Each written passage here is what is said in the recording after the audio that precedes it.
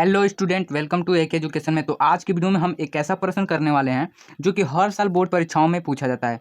अभी आपको first number पर क्वेश्चन मतलब यही बन सकता है 2026 बोर्ड एग्जाम में। तो आपको क्या करना होगा, इस वीडियो को फुल वॉच करना होगा ताकि आप भी इस प्रश्नों को आसानी तरीके से हल कर सकें। ठीक है, तो कैसे इसे हल करना है मैं इस वीडियो में पूरा जो है कि लाइन बाय लाइन बताऊँगा।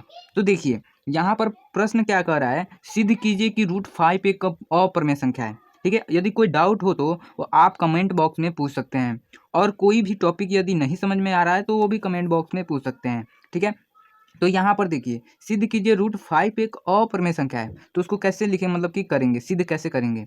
तो यहाँ पर देखिए, पहले आपको लिखना होगा हल। क्या लिखेंगे? हल। तो उस हल लिखने के बाद हमें यहाँ पर मान लेना होगा कि √5 एक अपरिमेय संख्या है। हम क्यों माने कि यहाँ पर √5 एक मतलब कि परिमेय संख्या है? तो यहाँ पर क्वेश्चन क्या दिया है, अपरिमेय संख्या है। यदि हम परिमेय संख्या सिद्ध कर देते हैं तो वाकई में हो जाएगा कि अपरिमेय संख्या होगा यह √5। यदि हम परिमेय संख्या नहीं सिद्ध कर पाएंगे तो ये मान लेंगे परिमेय संख्या है। ठीक है, तो चलिए कैसे लिखेंगे। तो यहाँ पर माना √5 एक परिमेय संख्या है, उसके आगे क्या लिखेंगे। तो यदि जब √5 एक परिमेय संख्या है तो उसको a/b के रूप में लिख सकते हैं। तो इसलिए √5 बराबर a/b। उसके बाद यहाँ पर क्या लिखा है, जहाँ b 0 के बराबर नहीं है। क्यों? क्योंकि ये परिमेय संख्या है। √5 एक परिमेय संख्या माने है ना, इसलिए जो आप पढ़े होंगे परिमेय संख्या जो b होता है वो 0 के बराबर नहीं होता है। तो आगे क्या लिखा है, a, b एक सहअभाज्य संख्या है। सहअभाज्य किसे कहते हैं? तो देखिए, ये मतलब कि कोई भी संख्या का यदि एचसीएफ निकालते हैं तो उसका सिर्फ एचसीएफ एक आता है, वह संख्या जो है कि सहअभाज्य संख्याएं कहलाती हैं। कैसे? यदि हम 3 और 7 का यदि एचसीएफ निकालें तो इसका एचसीएफ कितना होगा, आप निकाल कर देख सकते हैं, उसका एक ही आएगा। तो यानी कि ये जो संख्या है वो सहअभाज्य संख्या है। तो इसलिए यहाँ पर क्या कहा गया है, ए बी एक सहअभाज्य संख्या है।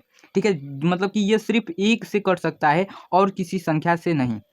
अब आगे क्या लिखेंगे, यदि इसका तिरछी गुणा करते हैं तो आगे यहाँ पर ऐसा मिलता है। कैसे? तो ए का गुणा यहाँ पर बटे के रूप में एक होता है, तो ए का गुणा एक से करेंगे तो एक, और √5 का गुणा बी से करेंगे तो √5b आ जाएगा। उसके बाद यहाँ पर क्या लिखेंगे, दोनों पक्षों का वर्ग करने पर इन दोनों पक्षों में वर्ग कर देंगे। कैसे करेंगे? तो ए का स्क्वायर कर देंगे, √5b का स्क्वायर कर देंगे।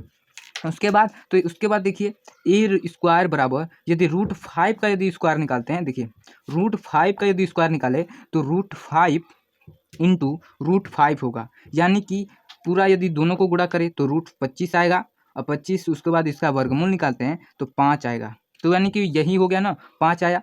फिर बी का स्क्वायर करेंगे तो बी स्क्वायर हो जाएगा। ठीक, अब उसके बाद क्या, तो 5 को इधर भेज देंगे तो यहाँ पर भाग के रूप में हो जाएगा, ये गुणा है तो इधर भाग के रूप में हो जाएगा, यानी ए स्क्वायर भागा 5 और बी बराबर है। ठीक, तो इसको एक समीकरण मानकर चलेंगे। फिर आगे क्या लिखेंगे, देखिए यहाँ पर आपको दिख रहा है ए स्क्वायर है जो 5 से विभाज्य है, उसी को यहाँ पर लिख देंगे ए स्क्वायर 5 से विभाज्य है। ठीक, अब तब यहाँ पर क्या लिखा है, चूंकि यानी कि इसलिए ए 5 से भी विभाजित होगा। कैसे विभाजित होगा, देखिए यदि ए का मान मान लीजिए 5 रखते हैं, ए का मान 5 रखते हैं तो यहाँ पर क्या आएगा, ए स्क्वायर बटा 5 में, तो ए का मान 5 रखे तो 5 का स्क्वायर 5, और उसके 5 का स्क्वायर कितना होता है 25, और ये 5, यदि 5 से 5 कटा तो 5 आएगा। ठीक, अब यदि यहीं पर ए स्क्वायर की जगह ए यानी कि ए रखते हैं तो ए बटा 5, यानी कि ए का मान 5 है तो इसको 5 रख देंगे, फिर 5, यदि इसको काटेंगे तो ये विभाज्य होगा कि नहीं, हो रहा है। वहीं पर यहाँ पर लिखा गया है ए जो है कि 5 से विभाजित होगा। यदि ए स्क्वायर है तो ये ए भी 5 से विभाजित होगा। उसके बाद यहाँ पर लिखेंगे माना ए बराबर 5c। यहाँ पर 5c क्यों लिखा गया है, तो देखिए ए मतलब कि ए का मान कितना होना चाहिए तब 5 से विभाजित होगा, तो ए का जितना भी गुणज होगा, यदि ए का मान 1 रखते हैं तो 5 × 5 जो कि ए को विभाजित कर रहा है, यहाँ पर ए को विभाजित कर जाएगा 5।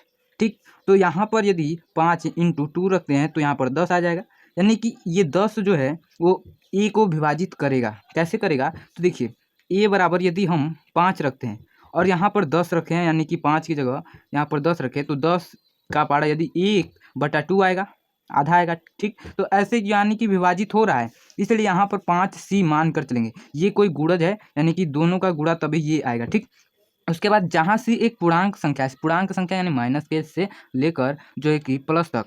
उसके बाद समीकरण 1 में a का मान 5c रखने पर, जब समीकरण 1 में जब a का मान 5c रखने पर तो क्या होगा, तो बी स्क्वायर और 5c का स्क्वायर और बट्टे में 5। उसके बाद बी स्क्वायर बराबर 5 का वर्ग करने पर 25 आएगा और c का वर्ग करने में c स्क्वायर आएगा, फिर 5 से 25 काटेंगे तो 5 आएगा। तो यहाँ पर क्या बचा, तो बी स्क्वायर 5c स्क्वायर। ठीक, यहाँ तक हो गया होगा।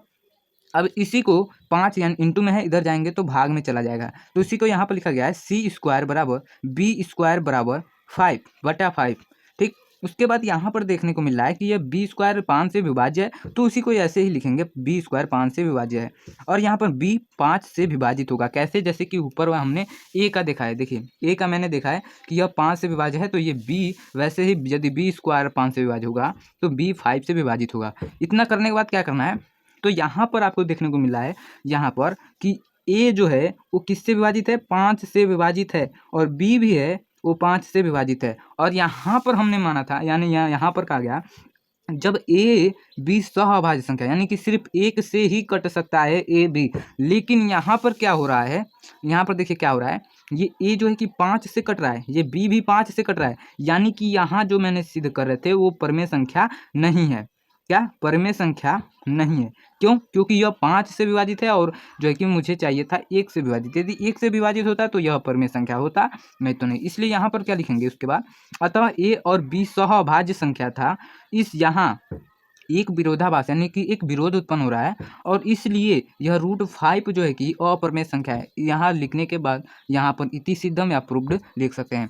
तो मैं आशा करता हूँ कि आपको आसानी से समझ में आया होगा। यदि कोई डाउट रहता है तो आप कमेंट बॉक्स में पूछिएगा, मैं उसका उत्तर तुरंत मिल जाएगा।